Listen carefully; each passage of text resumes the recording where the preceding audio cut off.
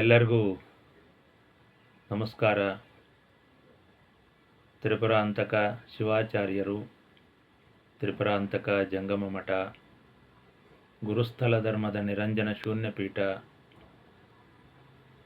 ವೀರಶೈವ ಸನಾತನ ಸಂಸ್ಕೃತಿ ಅಧ್ಯಯನ ಕೇಂದ್ರ ಹಾಗೂ ಪ್ರಸಾರ ಕೇಂದ್ರ, ಬೇಡ ಜಂಗಮ ಧರ್ಮಪೀಠ, ಶಿವಾಚಾರ್ಯರ ತರಬೇತಿ ಕೇಂದ್ರ, ವೀರಶೈವ ಸಮಗ್ರ ಸನಾತನ ವಿಷಯಗಳಿಗೂ ಮೂಲ ಕಾರಣವಾಗಿರತಕ್ಕಂಥ ಎಲ್ಲ ವಿಷಯಗಳಿಗೂ ಮಾಹಿತಿಯನ್ನು ಕೊಡತಕ್ಕಂಥ ಅಮೂಲ್ಯವಾಗಿರತಕ್ಕಂಥ ಈ ನಮ್ಮ ಧರ್ಮಪೀಠದಿಂದ ಇವತ್ತಿನ ಧರ್ಮ ಪ್ರವಚನವನ್ನು ಮುಂದುವರಿಸೋಣ. ನಮ್ಮ ಪೀಠದ ಉದ್ದೇಶ ವೀರಶೈವ ಧರ್ಮದ ಘನತೆಯನ್ನು ಎತ್ತಿ ಹಿಡಿಯುವುದು, ವೀರಶೈವ ಸಂಸ್ಕೃತಿಯನ್ನು ಬಿಂಬಿಸುವುದು. ಯಾರು ಇವತ್ತಿನ ಕೆಳವರ್ಗದವರು ಹಿಂದೆ ಇನ್ನೂ ಕೆಳವರ್ಗದವರಾಗಿದ್ದರೋ ಅವರು ಈಗ ನಾಗರಿಕತೆಯ ಸೋಗಿನಿಂದ ಏನು ಮಾಡ್ತಾ ಇದ್ದಾರೆ ಅಂತಂದರೆ ಸನಾತನ ಧರ್ಮವನ್ನು ಅಲ್ಲಗಳಿತಾ ಇದ್ದಾರೆ. ಯಾಕೆ ಅಂತಂದರೆ ಅದಕ್ಕೆ ಕಾರಣಗಳಿದ್ದಾವೆ. ಅದಕ್ಕೆ ಬಹುತೇಕ ರಾಜಕೀಯ ಕಾರಣಗಳಿದ್ದಾವೆ, ಧಾರ್ಮಿಕ ಮತೀಯ ಕಾರಣಗಳು ಇದ್ದಾವೆ. ಈ ಸನಾತನ ಧರ್ಮದ ಉದ್ದೇಶಗಳು ಒಂದು ಪೌರುಷೇಯ ಮತ್ತು ಅಪೌರುಷೇಯ ಅಂತೇಳಿ ಏನು ಎರಡು ಪರಂಪರೆಗಳು ನಮ್ಮಲ್ಲಿ ಬಂದಿದ್ದಾವೋ, ಪ್ರಕೃತಿ ಆರಾಧನೆ ಅಂದರೆ ಶಕ್ತಿ ಆರಾಧನೆ ಒಂದು, ಅದು ಆರ್ಯ ಸಂಸ್ಕೃತಿ. ಇನ್ನೊಂದು ಪೌರುಷೇಯ ಅಂದರೆ ಪುರುಷ ಪ್ರಧಾನವಾಗಿರತಕ್ಕಂಥ, ಪುರುಷನಿಂದ ಈ ಜಗತ್ತು ಹುಟ್ಟುತ್ತಾ ಇದೆ, ಪುರುಷನು ಪ್ರಧಾನವಾದ್ದು, ಪ್ರಕೃತಿ ಗೌಣ ಅಂತ ಸಾರ್ತಕ್ಕಂಥ, ಅದನ್ನು ಎತ್ತಿಡಿತಕ್ಕಂಥ ಸಂಸ್ಕೃತಿ ಶೈವ ಸಂಸ್ಕೃತಿ. ಇಲ್ಲಿ ಶಿವ ಪ್ರಧಾನ, ಶಕ್ತಿ ಪ್ರಧಾನ ಅಲ್ಲ. ಆದರೆ ಶಿವ ಮತ್ತು ಶಕ್ತಿ ಎರಡೂ ಕೂಡಿ ಶಕ್ತಿ ವಿಶಿಷ್ಟಾದ್ವೈತ ಅಂತಕ್ಕಂಥ ಶಕ್ತಿಯನ್ನು ಗೌಣ ಮಾಡಿ ಶಕ್ತಿಯೊಂದಿಗೇ ಇದ್ದರೂ ಕೂಡ ಈ ರೀತಿಯಾಗಿರ್ತಕ್ಕಂಥ ಒಂದು ವಿಶಿಷ್ಟ ಅದ್ವೈತ ಸಂಸ್ಕೃತಿ, ಅದು ವೀರಶೈವ ಸಂಸ್ಕೃತಿ. ಇದನ್ನು ಬಹಳ ಚೆನ್ನಾಗಿ ಅರ್ಥವತ್ತಾಗಿ ಶಾಸ್ತ್ರಸಮ್ಮತವಾಗಿ ಮತ್ತು ಧರ್ಮಸಮ್ಮತವಾಗಿ ಶಕ್ತಿಯನ್ನೂ ಬಿಡದೆ ಅಪೌರುಷೇಯ ಅಂತ ಹೇಳಿಸಿಕೊಳ್ಳದೆ ಪೌರುಷೇಯರೂ ಆಗಿದ್ದು ಪುರುಷ ಪ್ರಕೃತಿಗಳನ್ನು ಸಮತೋಲನ ಮಾಡಿಕೊಂಡು ಒಂದು ಸಂಸ್ಕೃತಿ ಹೋಗ್ತಾ ಇದೆ ಅಂದರೆ ಅದು ವೀರಶೈವ ಸಂಸ್ಕೃತಿ ಅಂತಕ್ಕಂಥದ್ದನ್ನು ನಾವು ಎಲ್ಲರೂ ಕೂಡ ಬಹಳ ಹೆಮ್ಮೆಯಿಂದ ಅದನ್ನು ತಿಳ್ಕೋಬೇಕಾಗುತ್ತೆ. ಈಗ ವೈದಿಕ ಸಂಸ್ಕೃತಿಯನ್ನು ತಗೊಂಡ್ರೆ ಅದು ಕೇವಲ ಪ್ರಕೃತಿಮಯ ಸಂಸ್ಕೃತಿ, ಅದು ವಿಷ್ಣು ಪ್ರಧಾನವಾದುದು. ವಿಷ್ಣು ಅಂತನ್ನೋದು ಹೆಣ್ಣು, ಅದು ಸಹಿಷ್ಣು. ಹೇಗೆ ಭೂಮಿಯು ಎಲ್ಲವನ್ನು ಸಹಿಸಿಕೊಳ್ಳುತ್ತೋ ಆ ರೀತಿಯಾಗಿರ್ತಕ್ಕಂಥ ಸಹಿಷ್ಣು ಅದು ವಿಷ್ಣು. ಅದು ಹರಿ. ಹರಿ ಅಂತಂದರೆ ಹಳ್ಳ, ಅದು ಯೋನಿ, ಇದು ಹೆಣ್ಣು ಅಂತೇಳಿ ನಮ್ಮ ವಾಗ್ಮಯಗಳಲ್ಲಿ ಚೆನ್ನಾಗಿ, ಪುರಾಣಗಳಲ್ಲೂ ಎಲ್ಲ ಕಡೆ ಶಿವನೊಂದಿಗೆ ಯಾವುದೇ ಒಂದು ಸೃಷ್ಟಿಯನ್ನು ಮಾಡ್ತಕ್ಕಂಥ ಸಂದರ್ಭದಲ್ಲಿ ಪ್ರಪಂಚದಲ್ಲಿ ಯಾವುದೇ ರೀತಿಯಾಗಿರತಕ್ಕಂಥ ಈ ರಾಕ್ಷಸ ಸಂಹಾರ ಇತ್ಯಾದಿ ಯಾವುದೇ ಇಂಥ ಪ್ರಸಂಗಗಳು ಬಂದಾಗ ವಿಷ್ಣು ಅಲ್ಲಿ ಹೆಣ್ಣಾಗಿ ವರ್ತಿಸ್ತಾನೆ, ಪುರುಷನಾಗಿರ್ತಕ್ಕಂಥ ಶಿವನು ಗಂಡಾಗಿ ವರ್ತಿಸ್ತಾನೆ. ಇವರಿಬ್ಬರ ಸಮ್ಮಿಲನದಿಂದ ಇಲ್ಲಿ ಸೃಷ್ಟಿ ಆಗ್ತಾ ಇದೆ. ಈ ಸೃಷ್ಟಿಯಿಂದ ಜಗತ್ತಿನ ಸೃಷ್ಟಿಸ್ಥಿತಿಲಯಗಳಲ್ಲಿ ಬರ್ತಕ್ಕಂಥ ವ್ಯತ್ಯಾಸಗಳನ್ನು ಸಮತೋಲನ ಮಾಡತಕ್ಕಂಥ ಕ್ರಿಯೆ ನಡೀತಾ ಇದೆ. ಆದ್ದರಿಂದ ಇಲ್ಲಿ ಪ್ರಕೃತಿ ಮತ್ತು ಪುರುಷರ ಎರಡೂ ಸಮಾಗಮಗಳನ್ನು ಇಟ್ಟುಕೊಂಡು ಬಹಳ ಸಮತೋಲನವಾಗಿ ಹೋಗ್ತಕ್ಕಂಥ ಸಂಸ್ಕೃತಿ ನಮ್ಮ ವೀರಶೈವ ಸಂಸ್ಕೃತಿ. ಆದ್ದರಿಂದ ಏನಾಯಿತು ಅಂದರೆ ಇಲ್ಲಿ ಶಾಕ್ತರು ಅಂದರೆ ವೈದಿಕ ಆರ್ಯರು ಕೂಡ ಶಿವಧರ್ಮದ ಕಡೆ ಒಲವು ಮಾಡ್ತಾರೆ. ಇದೇ ಕಾರಣ, ಇನ್ಯಾವುದೂ ಕಾರಣ ಇಲ್ಲ. ಶೈವ ಸಂಸ್ಕೃತಿಯ ಕಡೆ ನಂತರ ಬಂದಂಥ ಆರ್ಯ ವೈದಿಕರು ವೇದಗಳಲ್ಲಿರ್ತಕ್ಕಂಥ ಪ್ರಕೃತಿ ಪ್ರಧಾನವಾಗಿರತಕ್ಕಂಥ ವಿಷಯಗಳನ್ನು ಅವರು ಎತ್ತಿ ಹಿಡಿತಾರೆ. ಯಜ್ಞ ಯಾಗಾದಿಗಳು ಎಲ್ಲವೂ ಕೂಡ ಪ್ರಕೃತಿಗೆ ಸಮರ್ಪಣೆ ಮಾಡತಕ್ಕಂಥ ವಿಷಯಗಳು. ಆದರೆ ನಮ್ಮ ಶೈವ ಸಂಸ್ಕೃತಿ ಏನು ಹೇಳುತ್ತೆ ಅಂತಂದರೆ, ನಾವು ತಿನ್ನತಕ್ಕಂಥ ಆಹಾರದಲ್ಲಿ, ಮಾಡತಕ್ಕಂಥ ಕರ್ತವ್ಯದಲ್ಲಿ, ನೋಡ್ತಕ್ಕಂಥ ನೋಟದಲ್ಲಿ ಎಲ್ಲವೂ ಕೂಡ ಯಜ್ಞೇಶ್ವರ ಇದ್ದಾನೆ, ಅವನು ಪುರುಷ ಅಂತ ನಾವು ಹೇಳ್ತೀವಿ. ಅವರೇನು ಹೇಳ್ತಾರೆ, ಪ್ರಕೃತಿ ಅದು ಪ್ರಕೃತಿಗೆ ಸಮರ್ಪಣೆ ಮಾಡಬೇಕು ಅಂತ ಅವರು ಹೇಳ್ತಾರೆ. ಆದರೆ ನಮ್ಮಲ್ಲಿ ಏನಾಗ್ತಾ ಇದೆ, ಪುರುಷ ಪ್ರಯತ್ನದಿಂದ ಮಾತ್ರ ಜಗತ್ತು ನಡೆಯುತ್ತದೆ. ಪುರುಷನು ಪ್ರಯತ್ನ ಮಾಡಲಿಲ್ಲ ಅಂದರೆ ಒಂದು ಹುಲ್ಲುಕಡ್ಡಿ ಕೂಡ ಅತ್ತಿತ್ತ ಅಲ್ಲಾಡೋದಿಲ್ಲ ಅಂತಕ್ಕಂಥ ವಾದ ಈ ನಮ್ಮ ಶೈವ ಸಂಸ್ಕೃತಿ. ಇದು ಶಿವತತ್ವದ ಒಂದು ಅವಿರ್ಭಾಗ. ಆದ್ದರಿಂದ ನಾವಿಲ್ಲಿ ಅವರು ಯಜ್ಞಕ್ಕೆ ಶಿವನನ್ನು ಕರೆಯದೆ ಕೇವಲ ದಕ್ಷ ಬ್ರಹ್ಮ ವಿಷ್ಣು ಇತ್ಯಾದಿಗಳು ಶಾಕ್ತ ಪರಂಪರೆಯನ್ನು ಎತ್ತಿ ಹಿಡಿದು ಅವರು ಯಜ್ಞವನ್ನು ಮಾಡಿ ತನ್ಮೂಲಕ ಬಲಿಯನ್ನು ಕೊಟ್ಟು ತನ್ಮೂಲಕ ಅವರು ಲೌಕಿಕ ಇಹಸುಖಗಳನ್ನು ಮಾತ್ರ ಪಡೆಯಲಿಕ್ಕೆ ಅವರು ಪ್ರಯತ್ನವನ್ನು ಮಾಡ್ತಾರೆ. ಆದರೆ ನಮ್ಮಲ್ಲೇನಾಗುತ್ತೆ ಅಂತಂದರೆ, ಕೂಡದು ಪುರುಷ ಪ್ರಯತ್ನ ಬೇಕೇ ಬೇಕು ಅಂತಕ್ಕಂಥ ವಾದವನ್ನು ಹಿಡಿದು ಪುರುಷನಲ್ಲೂ ಕೂಡ ಪುರುಷನೇ ಮುಖ್ಯವಾದ ಯಜ್ಞೇಶ್ವರ, ಅವನೇ ಯಜಮಾನ ಅಂತಕ್ಕಂಥದ್ದನ್ನು, ಪುರುಷ ಇಲ್ಲ ಅಂತಂದರೆ ಪ್ರಕೃತಿಯಲ್ಲಿ ಸೃಷ್ಟಿ ಸಾಧ್ಯವಿಲ್ಲ ಅಂತಕ್ಕಂಥ ಗಟ್ಟಿಯಾಗಿರ್ತಕ್ಕಂಥ ವಾದವನ್ನು ನಮ್ಮ ಶೈವರು ಮಾಡ್ಕೊಂಬಂದರು. ಹೀಗಾಗಿ ಏನಾಯಿತು, ಶಿವಭಕ್ತರು ಹೀಗೆ ವಾದವನ್ನು ಮಾಡಿ ಆರ್ಯ ವೈದಿಕರೊಂದಿಗೆ ಸೆಣಸಾಡಿದರು. ಕೊನೆಗೇನಾಯಿತು, ಇಬ್ಬರು ಸಮ್ಮಿಳನಗೊಂಡರು, ಇಬ್ಬರು ಒಂದಾದರು. ಇಲ್ಲ ಇರಲಿ ಬಿಡಿ, ಶೈವ ಶಾಕ್ತ ಎರಡೂ ಒಂದೇ ಅಲ್ಲ, ಎರಡೂ ಇರಬೇಕು, ಬೇರೆ ಬೇರೆ ಆದರೂ ಕೂಡ ಎರಡನ್ನು ಸಮನ್ವಯದಲ್ಲಿ ಹೋಗೋಣ ಅಂಥೇಳಿ ಮಾಡಿದರು. ಆಗ ಹುಟ್ಟಿರತಕ್ಕಂಥದ್ದೇ ಶಕ್ತಿ ವಿಶಿಷ್ಟಾದ್ವೈತ ಸಿದ್ಧಾಂತ. ಇದರಲ್ಲಿ ನಾನು ಹೇಳ್ದಂಗೆ ಉಣ್ತಕ್ಕಂಥ ಊಟ, ನೋಡ್ತಕ್ಕಂಥ ನೋಟ, ಮಾಡ್ತಕ್ಕಂಥ ಕ್ರಿಯೆ ಎಲ್ಲವೂ ಕೂಡ ವಿಘ್ನೇಶ್ವರ. ಅಲ್ಲಿ ಏನು ಸಮರ್ಪಣೆ ಆಗುತ್ತೋ, ನಾವು ತಿಂತಕ್ಕಂಥ ಆಹಾರವೇ ಪ್ರಕೃತಿ ಮತ್ತು ಪುರುಷ ಇಬ್ಬರೂ ಇಲ್ಲಿ ದುಡಿದಿದ್ದರಿಂದ ಬರತಕ್ಕಂಥ ಒಂದು ಪ್ರತಿಫಲ ಏನಿದೆ, ದವಸ ಧಾನ್ಯಗಳೇನಿದೆ, ಈ ಆಕಾಶ ಮಳೆಯನ್ನು ಸುರಿಸುತ್ತದೆ, ಅದು ಪುರುಷ. ಕೆಳಗಿರತಕ್ಕಂಥ ಭೂಮಿ ತಾಯಿಯಾಗಿ ಬೆಳೆಯನ್ನು, ಅನ್ನವನ್ನು ಕೊಡುತ್ತದೆ. ಅವರಿಬ್ಬರೂ ಸೇರಿದಾಗ ಈ ಒಂದು ಉತ್ಪಾದನೆ, ಈ ಬೆಳೆ ಉತ್ಪಾದನೆ, ದವಸ ಧಾನ್ಯಗಳು ಬರ್ತಾ ಇದ್ದಾವೆ. ಅದನ್ನು ಎಲ್ಲ ಜೀವಿಗಳು ತಿಂತಾ ಇದ್ದಾರೆ. ಅವರು ತಿಂದಾಗ ಅವರ ಜಠರಾಗ್ನಿಯಲ್ಲಿ ಬರತಕ್ಕಂಥ ಅಗ್ನಿ ಏನಿದೆ ಅದು ಯಜ್ಞ. ಇಲ್ಲಿ ಪ್ರತ್ಯೇಕವಾಗಿರ್ತಕ್ಕಂಥ ಪ್ರಕೃತಿ ಯಜ್ಞ ಬೇಕಿಲ್ಲ ಅಂತಕ್ಕಂಥ ವಾದವನ್ನು ಶೈವ ವೀರಶೈವರು ಇಟ್ಟಾಗ ಅವರಿಬ್ಬರೂ ಕೂಡ ಅದನ್ನು ಸಮನ್ವಯ ಮಾಡಿ ಶಕ್ತಿ ವಿಶಿಷ್ಟಾದ್ವೈತ ಸಿದ್ಧಾಂತವನ್ನು ಹುಟ್ಟಾಕಿದ್ದಾರೆ. ಇದು ನಮಗೆ ಬಹಳ ದೊಡ್ಡ ಸಿದ್ಧಾಂತವಾಗಿ ಜಗತ್ತಿನ ಎಲ್ಲ ಜೀವಿಗಳಿಗೂ ಜ್ಞಾನವನ್ನು ಪಡೆಯಲಿಕ್ಕೆ ಒಂದು ಸಾಧನವಾಗಿದೆ. ಇಂಥ ವಿಷಯಗಳನ್ನು ನಮ್ಮ ಧರ್ಮಪೀಠದಿಂದ ಬಿಡಿಸಿ ಎಳೆ ಎಳೆಯಾಗಿ ಬಹಳ ಸರಳ ರೂಪದಲ್ಲಿ ಹೇಳ್ತೇವೆ.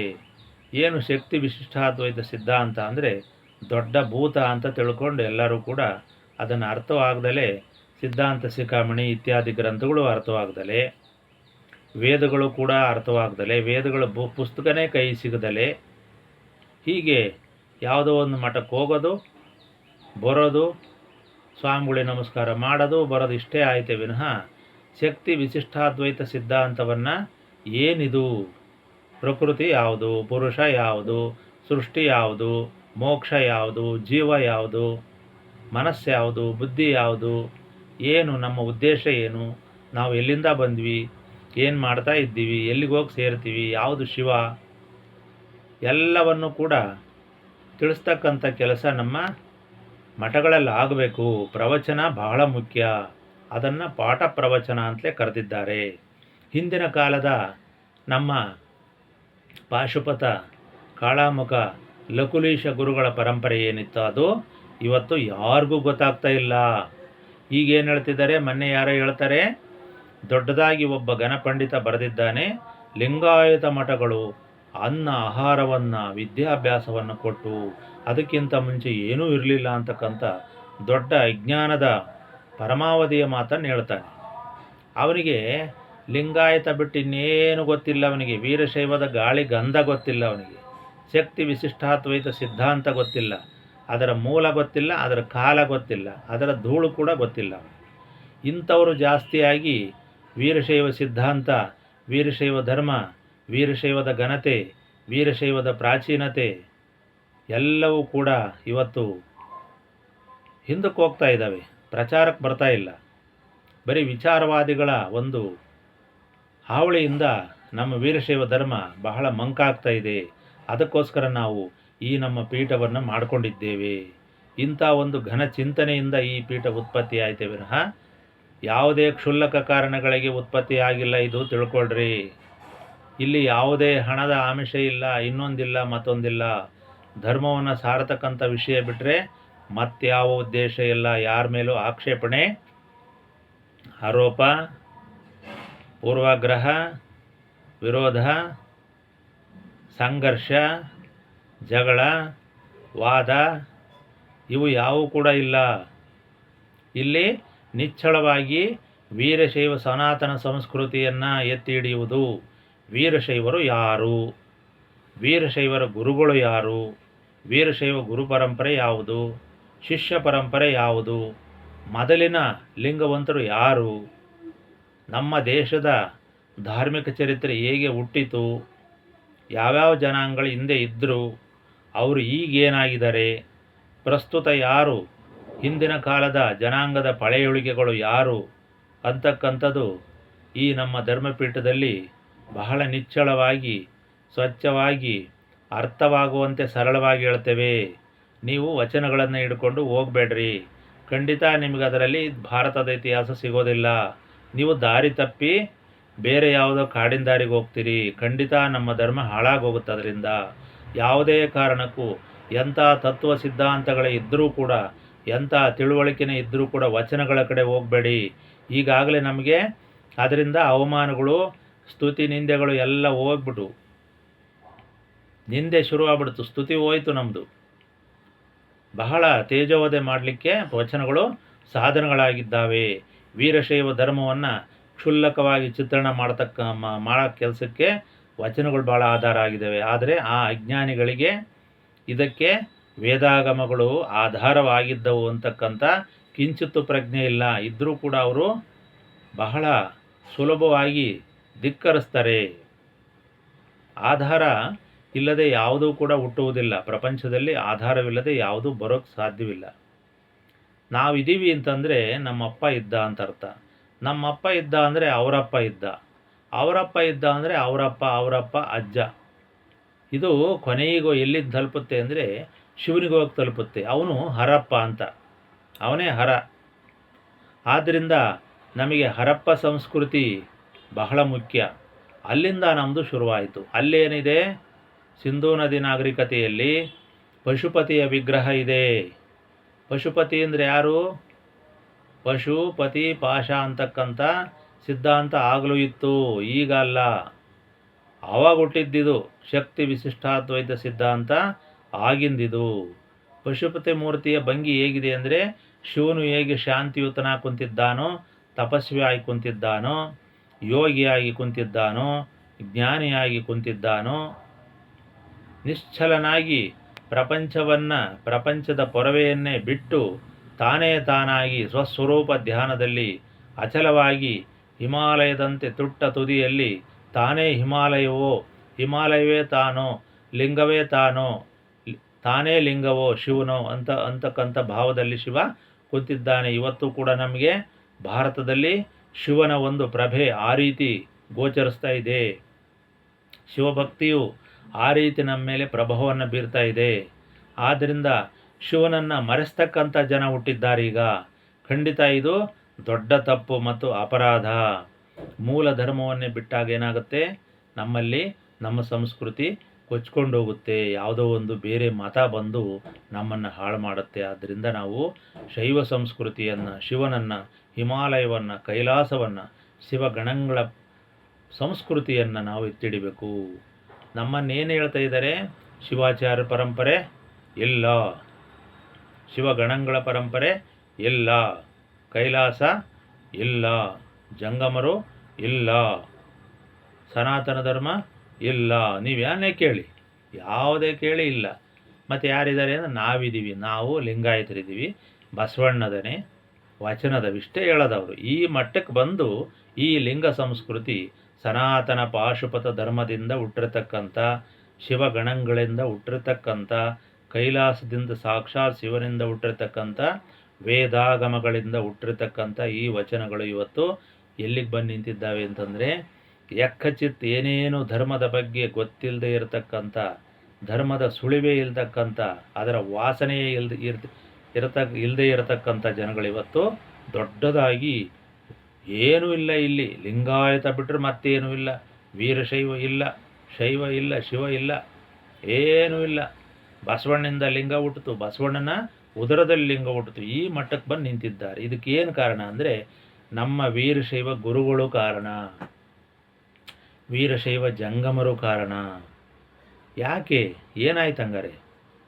ಯಾವಾಗ ನೀವು ವೇದಗಳು, ಆಗಮಗಳು, ಉಪನಿಷತ್ತುಗಳು, ಶ್ರುತಿ ಸ್ಮೃತಿ ಪುರಾಣಗಳು ಎಲ್ಲವನ್ನು ಬಿಟ್ಟರೆ, ಸನಾತನ ಸಂಸ್ಕೃತಿಯನ್ನು ಬಿಟ್ಟು ಎಲ್ಲೋ 4 ಜನ ಶರಣರು ಬಂದರು, ಒಂದು 4 ದಿನ ಹಿಂಗೆ ಆಟ ಆಡಿದರು, ಒಂದು 4 ವಚನ ಬರೆದ್ರು, ಹೇಳೋಕೆ ಒಳ್ಳೆ ಭಾಳ ಚೆನ್ನಾಗದವೆ, ಒಳ್ಳೆ ಸಂಗೀತ ಇದ್ದಂಗೆ ಅದಾವೆ ಅಂತ ಅಂದ್ಬಿಟ್ಟು ನೀವು ಅದನ್ನ ಹಿಡ್ಕೊಂಡು ಕೂತ್ಕೊಂಡ್ರಿ.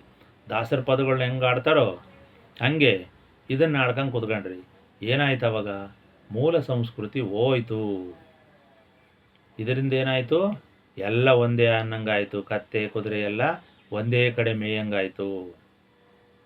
ಹುಲಿಮರಿ ಕುರಿಮರಿ ಜೊತೆ ಮೇದು ಕೊನೆಗೇನಾಯಿತು? ತಾನು ಕೂಡ ಕುರಿಮರಿ ಇರ್ಬೋದು ಅಂತ ಹುಲ್ಲು ಮೇಯಕ್ಕೆ ಹೋಯ್ತು. ಈ ಮಟ್ಟಕ್ಕೆ ಇವತ್ತು ವೀರಶೈವ ಜಂಗಮರ ಪರಿಸ್ಥಿತಿಯಾಗಿದೆ. ಒಂದು ಕಡೆ ಬ್ರಾಹ್ಮಣರು ತಾವು ಶ್ರೇಷ್ಠ ಅಂತ ಜಂಗಮರನ್ನು ಒಂದು ರೀತಿ ತುಳಿಯಲಿಕ್ಕೆ ಅವ್ರು ಪ್ರಯತ್ನ ಮಾಡ್ತಾರೆ. ಇನ್ನೊಂದು ಕಡೆ ಜಂಗಮರೇ ಇಲ್ಲ, ಬ್ರಾಹ್ಮಣರು ಕೀಳು ಅಂತ ಹೇಳ್ತಿದ್ದಾರೆ, ಹಂಗಿದ್ಮೇಲೆ ಇವರು ಹಂಗಾರೆ ನಮ್ಮರೇ ನಮ್ಮ ಮೂಲ ಜನಾಂಗವೇ ಇರಬೇಕು, ಕುರುಬರೇ ಇರಬೇಕು, ಅಥವಾ ಇನ್ಯಾವುದೋ ಕೆಳವರ್ಗನೇ ಇರಬೇಕು ಅಂತ ಇವರು ತಿಳ್ಕೊಳಕ್ಕೆ ಕಾರಣ ಆಯಿತು. ಆದರೆ ಶಾಸನಾಧಾರಿತವಾಗಿ ಮತ್ತು ಭೌತಿಕವಾಗಿ ಸಾಕಷ್ಟು ಆಧಾರಗಳಿದ್ದರೂ ಕೂಡ, ವೇದ ಪೂರ್ವ ಸಂಸ್ಕೃತಿ ಜಂಗಮರದು ಅಂತ ಇದ್ದರೂ ಕೂಡ ಯಾರೂ ಕೂಡ ಆ ಕಡೆ ತಲೆ ಹಾಕಕ್ಕೆ ತಯಾರಿಲ್ಲ. ಆ ಇತಿಹಾಸವನ್ನು ಒಪ್ಪಲಿಕ್ಕೆ ತಯಾರಾಗಿಲ್ಲ. ಈ ನಾವೇನು ಹೇಳ್ತಾ ಇದ್ದೀವಿ ಈಗ, ಪಾಶುಪತ, ಕಾಳಾಮುಖ, ಲಕುಲಿಶ ಅಂತ ಈ ಪರಂಪರೆಗಳನ್ನು ಓದಲಿಕ್ಕೆ ತಿಳ್ಕೊಳ್ಳಿಕ್ಕೆ ಸುತಾರಾಮಿಷ್ಟ ಇಲ್ಲ ಅವರಿಗೆ. ಅಷ್ಟು ಸ್ವಾರ್ಥಿಗಳಾಗಿದ್ದಾರೆ. ಅಷ್ಟು ಮಟ್ಟಕ್ಕೆ ಜಂಗಮರನ್ನು ತುಳಿಯಲಿಕ್ಕೆ ಮಧ್ಯಕ್ಕೆ ಹಾಕ್ಕೊಂಡ್ಬಿಟ್ಟಿದ್ದಾರೆ. ಮೇಲಿನಿಂದ ಬ್ರಾಹ್ಮಣರು, ಕೆಳಗಿಂದ ಕೆಳವರ್ಗದವರು. ಈ ಮಧ್ಯಕ್ಕೆ ಹಾಕ್ಕೊಂಡು ಇರುಕು ಕಂಡಿಗೆ ಹಾಕ್ಕೊಂಡು ಇಚುಕ್ತಾ ಇದ್ದಾರೆ. ಇದು ನಮ್ಮ ಜಂಗಮರಿಗೆ ಗೊತ್ತಾಗ್ತಾ ಇಲ್ಲ. ಆದರೆ ನಾನು ಹೇಳ್ತಾ ಇದ್ದೀನಿ, ಖಂಡಿತವಾಗಿಯೂ ಈ ಥರ ಇದು ಕೆಳವರ್ಗದ ಸಂಸ್ಕೃತಿ ಅಲ್ಲ, ಇದು ಸನಾತನ ಧಾರ್ಮಿಕ ಸಂಸ್ಕೃತಿ, ಶಿಷ್ಟ ಸಂಸ್ಕೃತಿ. ಇಲ್ಲಿ ನಮ್ಮ ಭಾರತದಲ್ಲಿ ಶಿಷ್ಟ ಸಂಸ್ಕೃತಿ ಮತ್ತು ಪರಿಶಿಷ್ಟ ಸಂಸ್ಕೃತಿ ಅಂತಿದ್ದಾವೆ. ಶಿಷ್ಟ ಸಂಸ್ಕೃತಿಯು ಯಾವುದೋ ಕಾಲದಲ್ಲಿಯೂ ಧರ್ಮದ ಉತ್ತುಂಗ ಸ್ಥಿತಿಯನ್ನು ತಲುಪಿತ್ತು, ಜ್ಞಾನ ಪರಂಪರೆಯಲ್ಲಿ ಬಂದಿದೆ. ಅಜ್ಞಾನ ಇವರಿಗೆ ಗೊತ್ತಿಲ್ಲ, ಕೇವಲ ಸುಜ್ಞಾನ ಮಾತ್ರ ಇದೆ. ಜ್ಞಾನವನ್ನು ಬೋಧನೆ ಮಾಡ್ತಕ್ಕಂಥ ಸಂಸ್ಕೃತಿ ಯಾವುದಾದ್ರು ಇದ್ದರೆ ಇದು ವೀರಶೈವ ಸಂಸ್ಕೃತಿ. ಇದು ಪೌರುಷೇಯ ಸಂಸ್ಕೃತಿ ಅಂತ ನಾನು ಆಗಲೇ ಪ್ರಾರಂಭದಲ್ಲೇ ಹೇಳಿದೆ. ಪೌರುಷೇಯ ಅಂತಂದರೆ ತನ್ನತನವನ್ನು, ಸ್ವಾಭಿಮಾನವನ್ನು, ನಾನಿದ್ದೇನೆ ಅಂತಕ್ಕಂಥದ್ದನ್ನು ತೋರಿಸ್ತಕ್ಕಂಥ, ಧ್ವನಿಯನ್ನು ಬಿತ್ತರಿಸ್ತಕ್ಕಂಥ, ಧ್ವನಿ ರೂಪದಲ್ಲಿ ತನ್ನ ಒಂದು ಅಸ್ತಿತ್ವವನ್ನು, ಅಸ್ಮಿತೆಯನ್ನು ಘೋಷಣೆ ಮಾಡತಕ್ಕಂಥ ಸಂಸ್ಕೃತಿ ಯಾವುದಾದ್ರೂ ಇದ್ದರೆ ಅದು ವೀರಶೈವ ಜಂಗಮ ಸಂಸ್ಕೃತಿ, ಅದು ಶೈವ ಸಂಸ್ಕೃತಿ. ಅದು ಶಿವನಿಂದ ಬಂದಿದ್ದು, ಅದು ಪುರುಷ, ಶಿವನು ಪುರುಷ, ಅವನು ಬೀಜ ರೂಪವಾಗಿರ್ತಕ್ಕಂಥವನು, ಅವನು ಜಗತ್ತಿಗೆ ಭೂಮಿ ರೂಪ ಅಲ್ಲ. ಭೂಮಿ ರೂಪ ಸಂಸ್ಕೃತಿ ಯಾವುದು ಅಂದರೆ ಅದು ಪ್ರಕೃತಿ ಸಂಸ್ಕೃತಿ, ಅದು ಶಾಕ್ತೇಯರು, ಶಕ್ತಿಯನ್ನು ಆರಾಧನೆ ಮಾಡ್ತಕ್ಕಂಥವರು, ಅವರು ಆರ್ಯರು. ಅವರು ಪ್ರಕೃತಿಗೆ ವಸ್ತುಗಳನ್ನು ಅರ್ಪಣೆ ಮಾಡ್ತಾಯಿದ್ರು, ಯಜ್ಞ ಬಲಿಗಳನ್ನು ಮಾಡ್ತಾಯಿದ್ರು. ಆದರೆ ನಮ್ಮ ಶೈವ ಸಂಸ್ಕೃತಿಯಲ್ಲಿ ಈ ಯಜ್ಞ ಬಲಿ ಸಂಸ್ಕೃತಿ ಇರಲಿಲ್ಲ. ಇದನ್ನು ಚೆನ್ನಾಗಿ ತಿಳ್ಕೊಳ್ಳಿ. ಈ ಪ್ರವಚನ ಸಾಮಾನ್ಯವಾಗಿರ್ತಕ್ಕಂಥ ಪ್ರವಚನ ಅಲ್ಲವೇ ಅಲ್ಲ. ವೀರಶೈವ ಧರ್ಮೀಯರಿಗೆ ಬಹಳ ಶ್ರೇಷ್ಠವಾಗಿರ್ತಕ್ಕಂಥ ಪ್ರವಚನ ಇದು. ಇಂಥ ಪ್ರವಚನಗಳು ನಿಮಗೆ ಎಲ್ಲಿಯೂ ಕೂಡ ಸಿಗುವುದಿಲ್ಲ. ಈ ರೀತಿ ಸರಳ ರೂಪದಲ್ಲಿ ಹೇಳ್ತಕ್ಕಂಥ ಯಾವುದೇ ನಿಮಗೆ ಇಂಥ ಪ್ರವಚನಗಳು, ಸದ್ಬೋಧನೆಗಳು ನಿಮಗೆ ಸಿಗುವುದಿಲ್ಲ. ನಾನು ಕೂಡ ನನ್ನ ಎಲ್ಲ ಸಮಯವನ್ನು, ನನ್ನಲ್ಲಿರ್ತಕ್ಕಂಥ ಎಲ್ಲ ವಿದ್ವತ್ ಪಾಂಡಿತ್ಯವನ್ನು ನಿಮಗೆ ರಸದೌತಣ ಮಾಡಿ ಉಣಿಸ್ತಾ ಇದ್ದೇನೆ, ಬಹಳ ರುಚಿಕಟ್ಟಾಗಿ ಬಡಿಸ್ತಾ ಇದ್ದೇನೆ. ಅದನ್ನು ನೀವು ಉಣ್ಲಿಕ್ಕೆ ನಿಮಗೆ ಜೀರ್ಣಶಕ್ತಿ ಇಲ್ಲ ಅಂತ ಕಾಣಿಸ್ತಾ ಇದೆ ನನಗೆ ಒಳನೋಟ ಮತ್ತು ಹೊರನೋಟ ಎರಡೂ ಕೂಡ ಗೊತ್ತಾಗ್ತಾ ಇದ್ದಾವೆ. ಪ್ರಪಂಚದ ಸ್ಥಿತಿಗತಿಗಳು ನನಗೆ ಬಹಳ ಚೆನ್ನಾಗಿ ಅರ್ಥ ಆಗ್ತಾ ಇದ್ದಾವೆ. ಯಾಕಂದರೆ ನಾನು ಸಿದ್ಧ ಸಾಧನೆಯನ್ನು ಮಾಡಿರ್ತಕ್ಕಂಥ ವ್ಯಕ್ತಿಯಾಗಿದ್ದೇನೆ. ಬಹಳ ಗಹನವಾಗಿರತಕ್ಕಂಥ ಗುಹೆಗಳಲ್ಲಿ ಯಾರು ಇಲ್ಲದೇ ಇರತಕ್ಕಂಥ ನಿರ್ಜನ ಪ್ರದೇಶದ ಸಿದ್ಧರ ಬೆಟ್ಟದ ಗವಿಗಳಲ್ಲಿ ನಾನು ಸಾಧನೆಯನ್ನು ಮಾಡಿದ್ರಿಂದ ಇಂಥ ಸಿದ್ಧಿ ನನಗೆ ಆಗಿದೆ. ಜಗತ್ತನ್ನು ಅರ್ಥ ಮಾಡಿಕೊಳ್ತಕ್ಕಂಥ ಸಿದ್ಧಿ ನನಗೆ ಆಗಿದೆ. ಆದರೆ ಆಗಿದೆ ಅಂತ ಹೇಳುವಂತಿಲ್ಲ ಅಂತ ನಾನು ಹಿಂದೆನೇ ಹೇಳಿದ್ದೇನೆ. ಅದು ಅಪರಾಧ. ಆಗಿದೆ ನನಗೆ ಅಂತಕ್ಕಂಥದ್ದನ್ನು ಹೇಳಬಾರದು.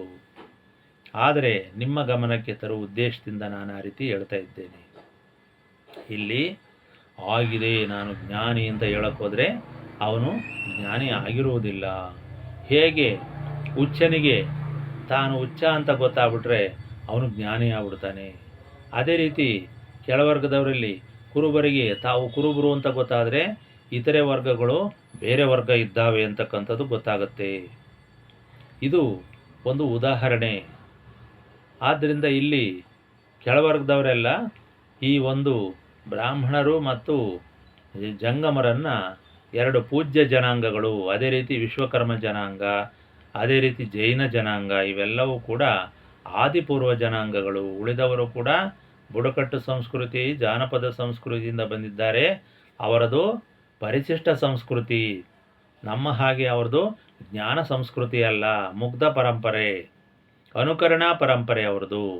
ಆದ್ದರಿಂದ ನಾವು ಲಿಂಗವನ್ನು ಕಟ್ಟಿಕೊಂಡ್ರೆ ನಾವು ಕಟ್ಕೋಬೇಕು ಅಂತ ಅವ್ರಿಗೆ ಆಸೆ ಆಗುತ್ತೆ. ನಾವು ಜ್ಞಾನ ಬೋಧನೆ ಮಾಡೋಕ್ಕೋದ್ರೆ ಅವರು ಜ್ಞಾನ ಬೋಧನೆ ಮಾಡಬೇಕು ಅಂತ ಅನಿಸುತ್ತೆ. ನಾವು ಕಾವ್ಯ ಹಾಕೊಂಡ್ರೆ ನಾನು ಹಾಕಬೇಕು ಅಂತ ಅನಿಸುತ್ತೆ. ಈ ಅನುಕರಣ ಸಂಸ್ಕೃತಿಯವರು ಏನಿದ್ದಾರೆ ಇವತ್ತು, ಅವರೆಲ್ಲ ಕೆಳವರ್ಗದ ಪರಿಶಿಷ್ಟ ಸಂಸ್ಕೃತಿಯಿಂದ ಬಂದವರು. ಹೀಗಾಗಿ ಏನಾಯಿತು, ಆ ಆಸಕ್ತಿಯೇ ಶಿಷ್ಯನಾಗಿ ಗುರುವಿನ ಹತ್ರ ಹೋಯಿತು. ಆ ಗುರುವು, ಸದ್ಗುರುವು ಶಿಷ್ಯನ ಮೇಲೆ ಕೃಪೆಯನ್ನು ಮಾಡಿ, ಅಂತಃಕರಣ ಕೃಪೆಯನ್ನು ಬೀರಿ ಶಾಸ್ತ್ರವನ್ನು ಬೋಧಿಸಿದ್ರಿಂದ ಅವರು ಕೂಡ ಕಿಂಚಿತ್ ಜ್ಞಾನವನ್ನು ಪಡೆದರು. ಆಗ ಏನಾಯಿತು, ಈ ಗುರುವಿಗೆ ಶಿಷ್ಯ ಸಂಸ್ಕೃತಿ ಹುಟ್ಕೊಂತು. ಆಗ ಏನಾಯಿತು, ಗುರುವರ್ಗದ ಮಠಗಳು ಏನಿದ್ದೋ ಹಿಂದಿನಿಂದ ಬಂದಂಥವು ಶಿಷ್ಯವರ್ಗದ ಮಠಗಳಿಗೆ ನಾಂದಿ ಆಯಿತು. ಆಗ ಏನಾಯಿತು, ಶಿಷ್ಯರು ಪರಂಪರೆ ಒಂದು ತಲೆಮಾರು ಇರೋವರೆಗೂ ಇವರು ನಮ್ಮ ಗುರುಗಳು ಅಂತ ಹೇಳ್ತಾ ಇದ್ದರು. ರೇವಣ ಸಿದ್ಧರು ನಮ್ಮ ಗುರುಗಳು ಅಂತ ಹೇಳ್ತಾ ಇದ್ದು, ಮರಳು ಸಿದ್ಧರದು ಗುರುಗಳು ಅಂತ ಹೇಳ್ತಿದ್ರು, ಪಂಚಪೀಠದವ್ರನ್ನ ನಮ್ಮ ಗುರುಗಳು ಅಂತ ಹೇಳ್ತಾ ಇದ್ದರು, ಕೈಲಾಸ ಪರಂಪರೆಯನ್ನು ಗುರು ಶಿವನೇ ಗುರು ಅಂತ ಹೇಳ್ತಿದ್ರು. ಈಗೇನಾಗಿದೆ ಅಂದರೆ ಎಲ್ಲ ಉಲ್ಟಾ ಪಲ್ಟಾ ಆಗಿ ಈಗ ಎಲ್ಲವನ್ನು ಬಿಟ್ಟು, ಮೂರು ಬಿಟ್ಟು ಲಿಂಗವನ್ನು ಕಟ್ಕೋಬೋದು. ಯಾವನೇನು ಕಟ್ಟೋಕ್ಕೆ, ಲಿಂಗ ಕಟ್ಟೋಕ್ಕೆ ಯಾವನೇನು ಬರ್ಬೇಕು, ನಾನೇ ಕಟ್ತೀನಿ ಅಂತೇಳಿ ಅವರವರೇ ಕಟ್ಕೊಳೋದು. ದೀಕ್ಷೆ ಇಲ್ಲ, ಮತ್ತೊಂದಿಲ್ಲ, ಗುರುವಿನ ಕೃಪೆ ಇಲ್ಲ, ಯಾರೂ ಇಲ್ಲ. ನಾನೇ ಗುರು, ನಾನೇ ಜಗದ್ಗುರು, ನಾನೇ ಪಂಡಿತ, ನಾನೇ ಆಚಾರ್ಯ, ನಾನೇ ಶಿವಾಚಾರ್ಯ, ನಾನೇ ಜಂಗಮ, ನಂದೇ ಮಠ, ನಂದೇ ಬೃಹನ್ಮಠ, ನಂದೇ ಪೀಠ ಅಂತಕ್ಕಂಥ ಅಹಂಕಾರಿ ಪ್ರವೃತ್ತಿ ಧೋರಣೆ ಇವತ್ತು ಬೆಳೆದ್ಬಿಟ್ಟಿದೆ. ಹಿಂಗಾಗಿ ಏನಾಯಿತು, ಧರ್ಮದ ಮಠಗಳೆಲ್ಲ ಜಾತಿ ಮಠಗಳಾಗಿ, ಆ ಜಾತಿ ಮಠಗಳೇ ಒಂದು ಜಾತಿಗೆ ಸೀಮಿತವಾಗಿ ಒಂದು ಹಳ್ಳಿಯ ಕೊಂಪೆಯಲ್ಲಿದ್ದರೂ ಕೂಡ ನಾನೇ ಜಗದ್ಗುರು ಅಂತಕ್ಕಂಥ ಭಾವ ಬಂದು ತಲುಪಿಬಿಟ್ಟಿದೆ. ಇದು ಎಂಥ ದುರಂತ ಅಂತಂದರೆ, ಮೂಲ ಜಗದ್ಗುರುಗಳಿಗೆ, ಮೂಲ ಧರ್ಮಕ್ಕೆ, ಮೂಲ ಪರಂಪರೆಗೆ, ಅದರ ಇತಿಹಾಸಕ್ಕೆ ಧಕ್ಕೆಯನ್ನು ಕೊಡ್ತಕ್ಕಂಥ ದೊಡ್ಡ ಒಂದು ಒಂದು ಒಂದು ಕೆಟ್ಟ ಪ್ರವೃತ್ತಿಯಾಗಿದೆ. ಗುರು ಪರಂಪರೆ ಮೇಲೆ ಕಿಂಚಿತ್ತೂ ಕೂಡ ಪರಿಜ್ಞಾನವೂ ಇಲ್ಲ, ಅರಿವೂ ಇಲ್ಲ, ಗುರುವಿನ ಮೇಲೆ ಕರುಣೆ ಕೂಡ ಇಲ್ಲ, ಗುರುವಿನ ಮೇಲೆ ಪೂಜ್ಯತೆ ಇಲ್ಲ, ಪೂಜ್ಯ ಗೌರವವಿಲ್ಲ, ಯಾವುದೂ ಇಲ್ಲ. ಇವತ್ತು ಮೂಲ ಸಂಸ್ಕೃತಿ ಏನಿತ್ತು ಅವ್ರನ್ನೇ ಇಲ್ಲ ಅನ್ನೋಕ್ಕೆ ಪ್ರಾರಂಭ ಮಾಡಿದ್ದಾರೆ ಅಂತಂದರೆ, ನೀವು ಯಾವ ರೀತಿ ಇವರನ್ನ ಎಂತಹ ದೊಡ್ಡ ಜ್ಞಾನಿಗಳು, ಎಂಥ ಇತಿಹಾಸವನ್ನು ಅರಿತಿದ್ದಾರೆ ಅಂತಕ್ಕಂಥದ್ದನ್ನು ನೀವೆಲ್ಲರೂ ಕೂಡ ಯೋಚನೆ ಮಾಡಬೇಕೀಗ. ಇವತ್ತು ಏನೂ ಇರಲ್ಲ, ಅವನು ಸುಮ್ಮನಿರ್ತಾನೆ. ಬೆಳಗಾಗದ್ರೊಳಗೆ ಒಂದು ಜಾತಿ ಜನಾಂಗದರ ಅವನ್ನ ಎಳ್ಕೊಂಬಂದು, ನೀನು ನಮ್ಮ ಪೀಠದ ಗುರು ಆಗ್ಬೇಕು ಅಂತ ಕರ್ಕೊಂಬತ್ತಾರೆ. ಅವನು ಒಪ್ಪಂಗಿರಲ್ಲ. ಅವನಿಗೆ ಜಗದ್ಗುರು ಪದವಿ, ಜಾತಿ ಗುರು ಪದವಿನೇ ಅವನಿಗೆ ಆಗ್ತಾ ಇರಲ್ಲ. ಅಂಥದನ್ನು ಅವನ್ನ ಒಂದೇ ಸಲ ಜಗದ್ಗುರು ಅಂತ ಸ್ವಯಂ ಘೋಷಿತವಾಗಿ ಕರ್ಕೊಂಬಂದು ಕಾವ್ಯ ಹಾಕಿ, ವಿಭೂತಿ ಧರಿಸಿ, ರುದ್ರಾಕ್ಷಿ ಹಾಕಿ, ಪೀಠ ಕಟ್ಟಿ, ಒಂದು ಮಠಕ್ಕೆ ಒಂದು ಸಣ್ಣದೊಂದು ಇದನ್ನು ಕಟ್ಟಿ, ಒಂದು ಶೀಟ್ ಮನೆ ಕಟ್ಟಿ ಕೂರಿಸ್ಬಿಡ್ತಾರೆ. ಆಮೇಲೆಲ್ಲ ದುಡ್ಡೆತ್ತಿ ಜಾತಿಯವರೆಲ್ಲ ಎತ್ತಿ ಅವನ್ನ ಇನ್ನೊಂದು ಬಿಲ್ಡಿಂಗ್ ಕಟ್ಟಿ, ನೀನೇ ಜಗದ್ಗುರು ಅಂತ ಈ ಥರ ಶುರುವಾಯಿತು. ಎಷ್ಟು ಹಾಗಾದರೆ ಎಲ್ಲರೂ ಜಗದ್ಗುರುಗಳಾದರೆ ಇಲ್ಲಿ ಜಗತ್ತೆಷ್ಟಿದ್ದಾವೆ? ಈ ಪ್ರಪಂಚದಲ್ಲಿ ನನ್ನ ಪ್ರಶ್ನೆ, ಜಗತ್ತೆಷ್ಟಿದೆ? ಒಂದೇ ಜಗತ್ತು. ಆ ಜಗತ್ತಿಗೆ ಶಿವನೇ ಜಗದ್ಗುರು ಆಗಿದ್ದ. ಆ ಶಿವನಿಂದ ಬಂದಂಥ 5 ಜನ ಶಿವಗಣಗಳು, ಆ ಋಷಿಗಳು ಏನು ಬಂದರೋ, ರೇಣುಕ, ಧಾರಕ, ಘಂಟಾಕರ್ಣ, ಧೇನುಕರ್ಣ, ವಿಶ್ವಕರ್ಣ ಅಂತ ಏನು ಬಂದರೋ, ಆ ಪರಂಪರೆಯಿಂದ ಈ 5 ಜನ ಜಗದ್ಗುರುಗಳ ಉತ್ಪನ್ನ ಆಗಿದೆ. ಆದರೆ ಅಜ್ಞಾನಿಗಳು ಹೇಳುವಂತೆ ರೇಣುಕಾಚಾರ್ಯ ಕಾಲ್ಪನಿಕ, ರೇವಣಸಿದ್ಧ ವಾಸ್ತವ, ಇಂಥ ವಾದಗಳು ಕೇವಲ ಬಾಲಿಶವಾಗಿರ್ತಕ್ಕಂಥ ವಾದಗಳೇ ವಿನಃ ಇವಕ್ಕೆ ಪ್ರೌಢಿಮೆ ಇಲ್ಲ, ಪಾಂಡಿತ್ಯವಿಲ್ಲ, ಇವಕ್ಕೆ ಯಾವುದೇ ಬುನಾದಿ ಇಲ್ಲ, ತಳಬುಡವಿಲ್ಲ. ಇವು ಏನಂತಂದರೆ, ನಾವು ಅವ್ರ ಹತ್ರ ವಾದ ಮಾಡಲಿಕ್ಕೆ ಹೋಗೋದ್ರಿಂದ ನಮ್ಮ ತೇಜೋವಧೆ ಆಗುತ್ತೆ. ಅದಕ್ಕೋಸ್ಕರ ನಾವು ನಮ್ಮಂಥ ಬಲ್ಲಂಥ ಪಂಡಿತರು, ಓದ್ಕೊಂಡವರಿದ್ದರೆ ನಾವು ಅವ್ರ ಜೊತೆ ಮಾತಾಡ್ಬೋದೇ ವಿನಃ ಏನೂ ಅರಿವಿಲ್ದವ್ರ ಹತ್ರ ನಾವು ವಾದ ಮಾಡೋಕ್ಕೋರೆ ನಮ್ಮ ತೇಜೋವಧೆ ಆಗುತ್ತೆ. ನಾವು ಅವರಿಗೆ ಉತ್ತರ ಕೊಡೋದು ಕೂಡ ಒಳ್ಳೆಯದಲ್ಲ. ಆದರೆ ಏನಾಗ್ತಾಯಿದೆ ಅಂದರೆ, ಇವತ್ತಿನ ಪ್ರಚಾರದ ಪ್ರಪಂಚ ಮಾಧ್ಯಮಗಳಿರೋದ್ರಿಂದ ಇವತ್ತು ಪೀಠಗಳ ಮೇಲೆ ಅಪಪ್ರಚಾರ ಆಗ್ತಾಯಿದೆ, ಮೂಲ ಧರ್ಮದ ಮೇಲೆ ಅಪಪ್ರಚಾರ ಆಗ್ತಾಯಿದೆ. 4 ಜನ ಒಬ್ಬ ಯೋಗ್ಯ ಮನುಷ್ಯನನ್ನು ಕಳ್ಳ ಅಂದರೆ ಎಲ್ಲರೂ ಕಳ್ಳ ಅಂತ ತಿಳ್ಕೊತಾರೆ ಅನ್ನೋ ಒಂದೇ ಭಾವ ಬಿಟ್ಟರೆ ಇನ್ನೇನೂ ಇಲ್ಲ. ಇವರು ಈಗ ರಂಭಾಪುರಿ ಪೀಠ ನಮ್ಮದು ಅಂತ ಹೋಗ್ತಿದ್ದಾರೆ. ನೀನು ಯಾವ ಮಟ್ಟಕ್ಕೆ ಇದು ಕೇವಲ ನಮ್ಮದು ಆಗಿಲ್ಲ, ಅದು ಆಗಕ್ಕೆ ಹೋದಾಗ ಅವರು ಕೇಸ್ ಹಾಕ್ತಾರೆ, ಇನ್ನೊಂದಾಗುತ್ತೆ, ಅದೇನೋ ಆಗುತ್ತೆ. ಈಗ ಉಜ್ಜಿನಿ ಪೀಠದ ಹೆಂಗೆ ಕೇಸಾಗಿ ಏನಾಗಬೇಕೋ ಅದಾಯಿತೋ ಹಂಗೆ ಇದು ಆಗುತ್ತೆ. ಅಂದರೆ ಏನು ನಡಿಬೇಕೋ ಅದು ನಡೀಲಿ, ನಾವು ಕೂಡ ಏನು ಅದಕ್ಕೇನು ಇದು ಮಾಡೋಕ್ಕೆ ಹೋಗೋದಿಲ್ಲ. ಯಾರ್ದು ಅನ್ನೋದು ಎಲ್ಲರಿಗೂ ಗೊತ್ತಿದೆ, ಅದು ಭಗವಂತನಿಗೆ ಗೊತ್ತಿದೆ, ನಮಗೆ ಗೊತ್ತಿದೆ. ಆದರೆ ಅಜ್ಞಾನಿಗಳಿಗೆ ಯಾವುದೂ ಗೊತ್ತಾಗಲ್ಲ. ಇದೇ ನಂದು ಅಂತಾರೆ.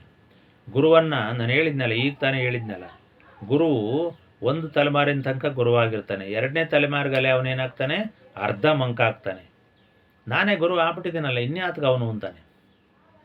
3ನೇ ತಲೆಮಾರಿಗಂತೂ ಅವನು ಬಿಟ್ಟೇ ಬಿಡ್ತಾನೆ. ಹಿಂಗಾಗಿ ಇವತ್ತು ರೇವಣಸಿದ್ಧರ ಪರಂಪರೆ, ಮರಳುಸಿದ್ಧರ ಪರಂಪರೆಯ ಶಿಷ್ಯವರ್ಗದ ಮಠಗಳು ಅಕ್ಷರಶಃ ಅವ್ರನ್ನ ನೆನೆಸ್ತಾ ಇಲ್ಲ.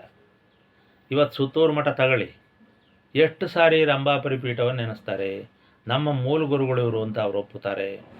ನೋಡಿ ನೀವು, ನಾನೇನು ವಾಸ್ತವ ಹೇಳ್ತಿದ್ದೀನಿ ಬಿಟ್ಟರೆ ನಾನೇನು ಯಾರ ಪಕ್ಷಪರ ಅಲ್ಲ. ನೀವು ಸುಮ್ಮನೆ ನೋಡಿ ಅವರ ಭಾವ ಹೇಗಿರುತ್ತೆ, ಅವ್ರ ಗತ್ತಿರುತ್ತೆ. ಯಾರು ಇಲ್ಲಿ ಮೂಲ ಗುರುಗಳೇ ಮಂಕಾಯಿ ಕೂತಿರ್ತಾರೆ, ಅವ್ರದ್ದು ಹೆಂಗಿರುತ್ತೆ. ಇನ್ನು ಇದನ್ನು ತಗೊಳ್ಳಿ, ಉಜ್ಜಿನಿ ಪೀಠ ತಗೊಳ್ಳಿ, ಉಜ್ಜಿನಿ ಮೂಲ ಪೀಠ ಹೆಂಗಿದೆ, ಅದಕ್ಕೆ ಸಂಬಂಧಪಟ್ಟಂಥ ಶಿಷ್ಯವರ್ಗದ ಮಠ ಹೆಂಗಿದೆ. ಹೀಗೆ ಇವತ್ತು ಒಂದೊಂದೇ ನುಂಗ್ತಾ ಇದ್ದಾರೆ. ಇಂಥ ನುಂಗಣ್ಣುಗಳ ಸಂಖ್ಯೆ ಭಾಳ ಆಗಿದೆ.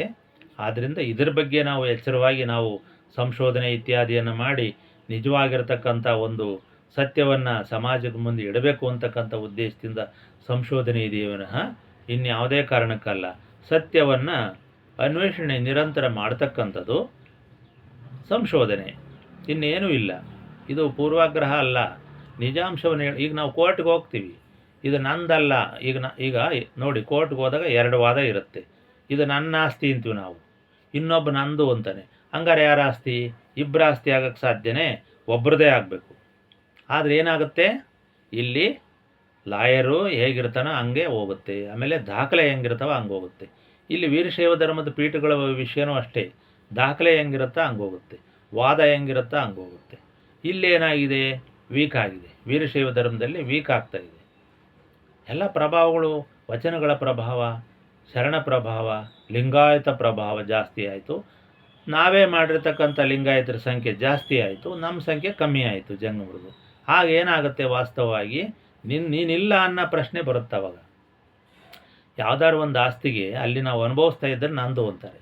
ಅದನ್ನು ಬಿಡ್ತಾ ಬಂದಾಗ ಏನಾಗುತ್ತೆ, ಆ ಮನೆಯನ್ನು ಒಡೆದಾಕಿ ಅದ್ರ ಮೇಲೆ ಇನ್ನೊಂದು ಕಟ್ಟಿ ನಂದು ಅಂತಾರೆ. ಇಂಥ ಕೆಲಸಗಳು ಇವತ್ತು ಸಮಾಜದಲ್ಲಿ ಸಾಕಷ್ಟು ಆಗ್ತಾಯಿದೆ. ಈ ವೀರಶೈವ ಧರ್ಮ ಇದಕ್ಕೆ ಹೊರತಾಗಿಲ್ಲ ಇವತ್ತು, ಹಿಂಗಾಗಿದೆ ಇವತ್ತು.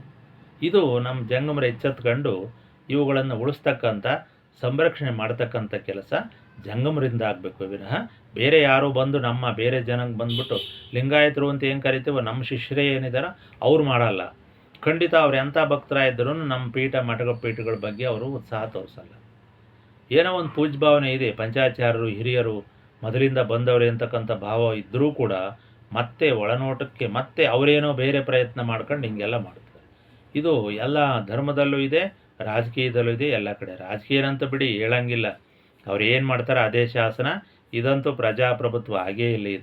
ಇದೊಂಥರ ಪ್ರಭುತ್ವಕ್ಕಿಂತ ಇನ್ನೂ ಪಾಳೆಗಾರಿಕೆ ಸಂಸ್ಕೃತಿ ಬೆಳೆದ್ಬಿಟ್ಟಿದೆ, ನಾವು ನೋಡ್ತಾ ಇದ್ದೇವೆ. ಇಲ್ಲಿ ಮನುಷ್ಯರಿಗೆ ಬೆಲೆನೇ ಇಲ್ಲ. ಆದರೆ ಧಾರ್ಮಿಕವಾಗಿ ಯಾರೋ ನಾವು ಸುಖವಾಗಿರೋಣ, ಸಂಪದ್ಭರಿತವಾಗಿರೋಣ, ಸಾಂಸ್ಕೃತಿಕವಾಗಿ ನಾವು ಶ್ರೀಮಂತರಾಗಿರೋಣ ಅಂದರೆ ಅದಕ್ಕೂ ಕೂಡ ಕನ್ನ ಹಾಕರು ಹುಟ್ಟಿದ್ದಾರೆ ಇವಾಗ. ಅದರಿಂದ ಬಹಳ ಜಾಗ್ರತೆ ವೀರಶೈವರು, ಅದರಲ್ಲೂ ಜಂಗಮರು ಬಹಳ ಹುಷಾರಾಗಿರಿ. ಮೇಲ್ಗಡೆಯಿಂದ ಅವರು ಬ್ರಾಹ್ಮಣರು ಕೂಡ ನಿಮಗೆ ಜಾಗ ಬಿಡಲ್ಲ, ನಾವು ಮೇಲು ಅಂತಾರೆ. ಆದರೆ ವಾಸ್ತವವಾಗಿ ಅವ್ರ ಮೇಲಿಲ್ಲ. ಅವರಿಗೆಲ್ಲ ಲಿಂಗ ಕಟ್ಟಿರ್ತಕ್ಕಂಥವರೇ ವೀರಶೈವ ಜಂಗಮರು. ಇಂಥ ಚರಿತ್ರೆಗಳು ನಿಮಗೆ ಗೊತ್ತಿಲ್ಲದೆ ಇರೋದ್ರಿಂದ ನಿಮಗೆ ಈ ರೀತಿ ಆಗ್ತಾ ಇದೆ. ಆದ್ದರಿಂದ ನಮ್ಮ ನಿರಂಜನ ಶೂನ್ಯಪೀಠ ಏನಿದೆ, ಗುರುಸ್ಥಳ ವರ್ಗದ ನಿರಂಜನ ಶೂನ್ಯಪೀಠ ಧರ್ಮಪೀಠದಿಂದ ನಾವು ಇಂಥ ವಿಷಯಗಳನ್ನು ನಿಮಗೆ ಜಾಗೃತಿ ಮೂಡಿಸಲಿಕ್ಕೆ ಹೇಳ್ತಾ ಇದ್ದೇವೆ ಅಂತ ಹೇಳ್ತಾ ಇವತ್ತಿನ ಧರ್ಮ ಪ್ರವಚನವನ್ನು ಮುಕ್ತಾಯ ಮಾಡೋಣ. ನಮಸ್ಕಾರ.